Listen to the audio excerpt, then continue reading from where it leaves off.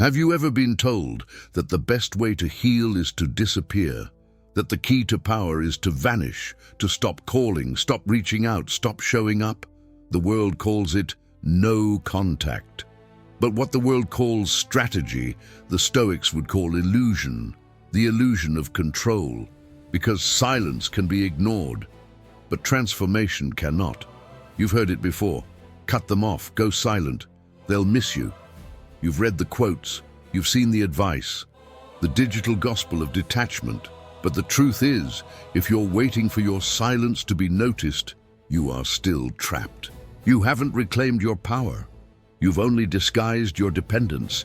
You're still hoping to be seen. Marcus Aurelius once wrote, "The best revenge is not to be like your enemy." That's the truth we forget in heartbreak. You don't win when they feel your absence. You win when they can no longer recognize the version of you that once needed their approval. So forget no contact. Forget the manipulation of absence. Forget the quiet warfare of waiting. There's something far more powerful and far more painful than silence. It's transformation. It's the moment they see you again and realize you become someone they can never touch again. Stay until the end of this journey. Because by the time this is over, you will know how to turn heartbreak into strength, rejection into clarity, and pain into purpose. Take a deep breath. Let's begin. The world will teach you how to act unavailable, how to make someone chase you, how to play the game of emotional strategy. But the Stoics didn't play games. They mastered themselves. When you go silent, you may think you're in control. But ask yourself, are you truly free if your peace depends on their reaction? Are you healed if your silence is just another way of saying, "Notice me"? Epictetus said, "You can be invincible if you enter into no contest in which it is not in your power to conquer." Silence isn't invincibility, not if it's meant to provoke. Because when you want someone to suffer, when you need them to regret, you are still chained to them. You are still living in their shadow. True silence isn't absence, it's transcendence. It deceases when you stop speaking not because you want to hurt them, but because you have nothing left to prove. Most people confuse quiet with peace. But quiet can be full of noise. The noise of thoughts, the noise of memories, the noise of why. You might delete their number, block their profile, but in your mind, you're still in conversation with them. That's not silence, that's captivity. Freedom begins the day your silence no longer hides pain. It reveals peace. Many people think no contact is strength, but strength isn't waiting. Strength is walking. You say you're cutting them off, but secretly you're waiting for the message, the call, the apology. That's not healing, that's hesitation. That's keeping one foot in the fire and pretending you're done burning. Seneca said, "It is not that life is too short, but that we waste much of it." You waste it checking their page. You waste it replaying old moments. You waste it scripting comebacks for conversations that will never happen. And while you waste it waiting, life moves on without you. The Stoic doesn't wait, he builds. While others sit in silence hoping to be remembered, the Stoic uses silence as a workshop. Read, train, learn, reflect. Every moment of silence can either deepen your wound or sharpen your mind. Ask yourself, what will my silence create? Will it make me bitter or better? Will it make me smaller or stronger? The world tells you that time heals, but time does nothing if you do nothing with it. Time heals only when you spend it building the next version of yourself. They say people fear silence because it forces them to face themselves. And maybe that's why your silence unsettles them. Not because you're gone, but because it reminds them of who they really are. Every relationship is a mirror. When someone mistreats you, it is rarely about you. It is about what they can stand to see in themselves. And when you grow, you hold up that mirror again. You force them to look. They thought you'd collapse without them. They expected you to fall apart, to reach out, to beg for closure, but instead you grew, you changed. You started to glow in places they once dimmed. And when they finally look at you again, what they see is unbearable, because your peace reflects their chaos, your calm reflects their insecurity, your strength reflects their weakness. Epictetus said, when someone is properly grounded in life, they no longer look outside themselves for approval. That's the moment they lose their power, because you stopped asking for validation and started living by your own principles. That's what burns them. Not that you left, but that you left and became more. Growth is the mirror they cannot stand to face. Marcus Aurelius wrote, "Time is a river, a violent current of events glimpsed once and carried away. Once you change, there's no going back."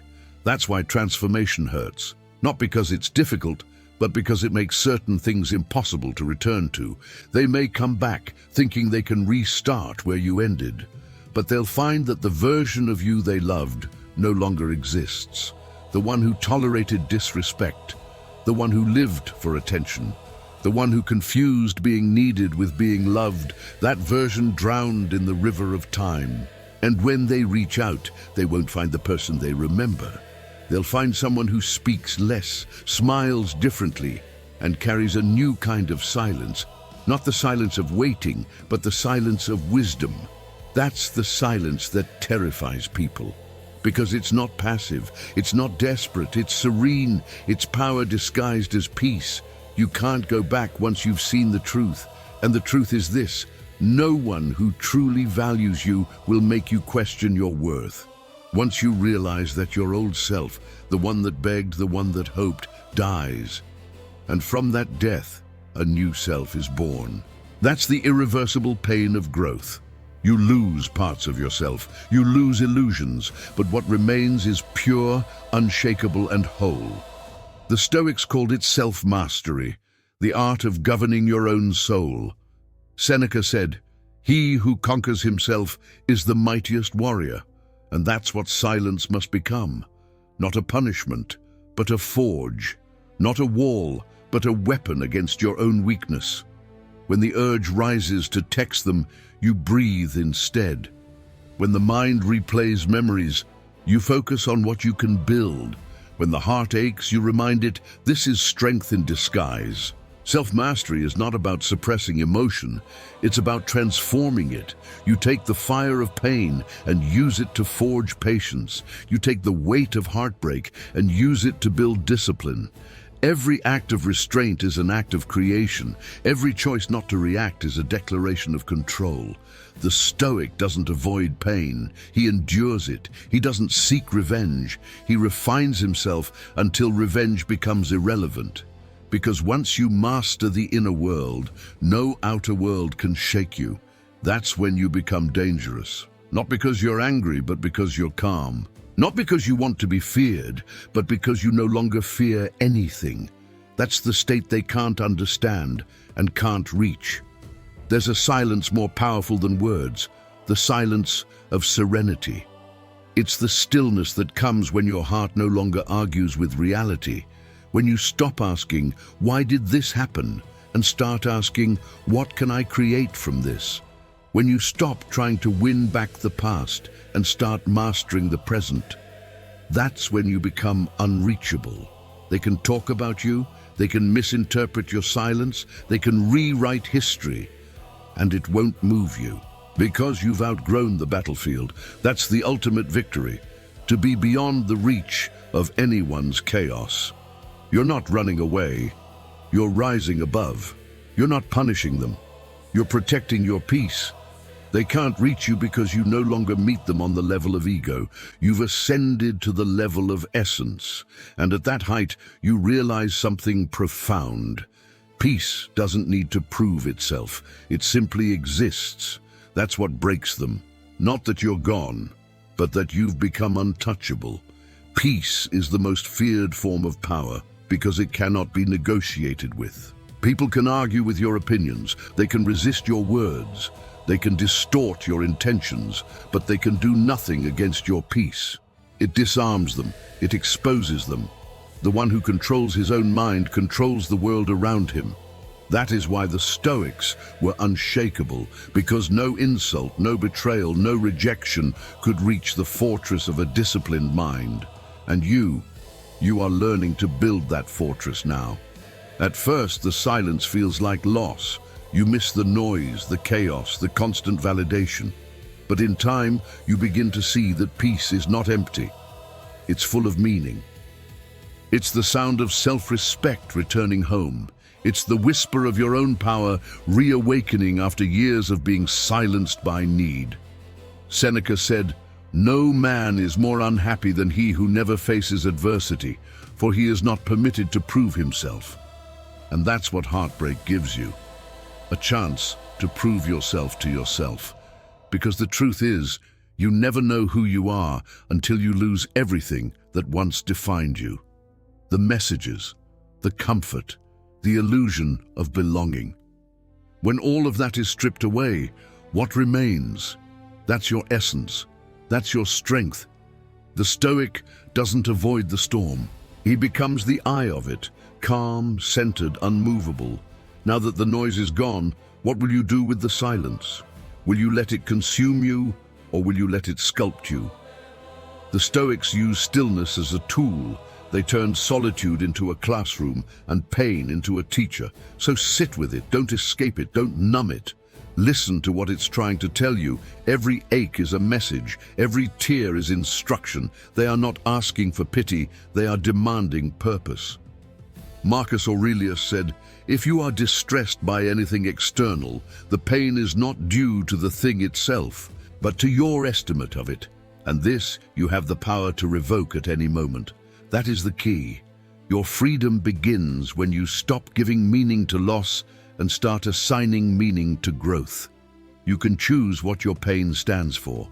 It can represent destruction or rebirth. So use the silence to rebuild. Start small, wake up earlier, move your body, read something that challenges you, write down your thoughts, reclaim the structure of your life. Discipline is dignity, routine is resurrection. You will notice something strange as you do this. The more structure you build within, the less chaos can touch you from without. You stop waking up with anxiety, you stop over-analyzing what they think. Your emotions become steady, not because you suppress them, but because you've finally taken the wheel. The Stoics saw adversity as fire. It burns what is weak, but it tempers what is strong. Epictetus said, "Difficulties show what men are." Every challenge reveals your character. Every rejection is a chance to choose dignity over despair. Fire doesn't destroy gold, it purifies it. So when life burns you, don't curse the flames. Use them. Because pain is the universe's way of refining you. Think of steel. It's shaped by pressure and heat. Without fire, it remains brittle and useless. The same applies to the soul. Without trials, without heartbreak, you remain soft, untested, fragile. But you are being forged. Every sleepless night, every unanswered message, every lonely morning, it's all heat. And with every day you endure, you become stronger, sharper, more grounded in truth. So don't fear the fire. Become the fire. Let your silence glow with the heat of self-mastery. There comes a point when the silence no longer feels heavy. You stop checking the phone. You stop wondering if they care. Something inside you clicks. And for the first time, you realize you don't either. That's power. Not indifference, but liberation. Because indifference is still a reaction. Liberation is transcendence. It's when you finally see that your peace is worth more than any closure, any apology, any recognition. That's when life begins to open again. New opportunities, new people, new paths appear. Because when you stop chasing what left, you make room for what's meant. The Stoics knew this. Seneca said, "Luck is what happens when preparation meets opportunity." Your silence was preparation. Your growth was alignment. And now, opportunity will come, not because you begged for it, but because you became ready to receive it. The moment you realize you've stopped waiting, that is the moment you reclaim your soul. One day, they will come back, not always in person, but in thought. in memory, in digital echoes.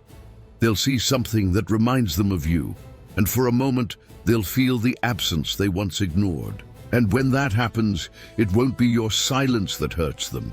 It will be your transformation, because they will see you moving through life untouched by their ghost. They will see you smiling with peace, living with purpose, existing with power. And they will realize they were just a chapter, not the story. That's the pain of the irreversible. Not that you're gone, but that you've become unreachable. When they left, they thought you'd stay in the place where they dropped you.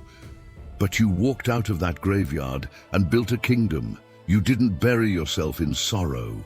You planted yourself in purpose, and now you've bloomed into someone they no longer recognize. That's the consequence of underestimating a Stoic soul. Marcus Aurelius said, "You have power over your mind, not outside events. Realize this, and you will find strength." The world wants you reactive. It profits from your chaos. It keeps you busy chasing validation, arguing, comparing, proving. But the Stoic steps out of that noise. A still mind is dangerous to a noisy world, because it cannot be manipulated. When your mind is calm, you see through illusions. You see how little others control you, how easily you once gave your peace away. You realize that every emotional battle was self-inflicted, every war fought inside your own head. And then you stop fighting. You start observing. You start acting with reason instead of reaction. That's when silence becomes sacred. It's no longer a tactic. It's your temple. Forgiveness in Stoicism isn't about excusing the past. It is about refusing to carry it. You forgive not to set them free, but to set yourself free. You cannot move forward with resentment in your chest. It's poison disguised as justice. Epictetus said, "When you are offended at any man's fault, turn to yourself and study your own failings. Then you will forget your anger." You forgive by understanding. They acted from ignorance, from weakness, from pain of their own. You acted from love, from hope, from sincerity. Both are human, both are fallible. Forgiveness is wisdom. It's saying, "I release this not because it was okay, but because I'm done suffering twice." The Stoic lets go not because it's easy, but because peace is too valuable to be held hostage by memory. Let it go, not for them, for you. Rebirth doesn't happen once. It happens every time you choose growth over grief, every time you stop reacting, every time you rise from self-pity, you are reborn. At first, people will not understand your peace. They'll call it coldness. They'll call it ego. But you will know the truth, that peace is not pride, it's maturity. The Stoic doesn't need to prove his worth to anyone. He simply becomes worthy through his actions. You'll begin to notice beauty in simplicity again. The sun on your face, the rhythm of your breath, the sound of wind moving through trees. These are the moments that remind you, life was never about them. It was about becoming. That's when you'll smile, not the smile of victory, but the smile of freedom. When you reach this stage of silence, something changes inside you. You no longer crave closure because you've already closed the chapter yourself. You stop looking backward because there is nothing left to find there. The version of you that existed before heartbreak has been dissolved, refined, reborn. You have become something else, a creature of calm fire, of still strength. And this transformation is irreversible. Marcus Aurelius wrote, "If it is not right, do not do it. If it is not true, do not say it." That single principle now governs your entire life. You no longer move from emotion, you move from integrity. You no longer seek to convince, you embody. When others provoke you, you smile. Not out of arrogance, but because you finally understand that losing your temper means losing twice. Once to the situation and once to yourself. You have become the kind of person whose silence is not emptiness but command. People sense it. They feel it when you enter a room, that calm gravity that can only come from someone who has already fought the loudest battle of all, the one within. Equanimity is the Stoic crown. the state of being unshaken by praise or blame, by success or loss. Most people live like leaves in the wind, blown by every opinion, every comment, every emotion. But you, now, are the tree. Your roots go deep into principle.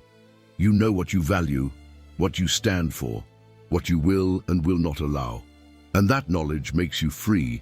Seneca said, "A gem cannot be polished without friction, nor a man perfected without trials. You have been polished, you have been shaped by friction. The heartbreak that once felt like destruction was refinement in disguise. The day will come when something painful happens again, because pain always returns. But this time you won't crumble. You'll observe it. You'll breathe through it.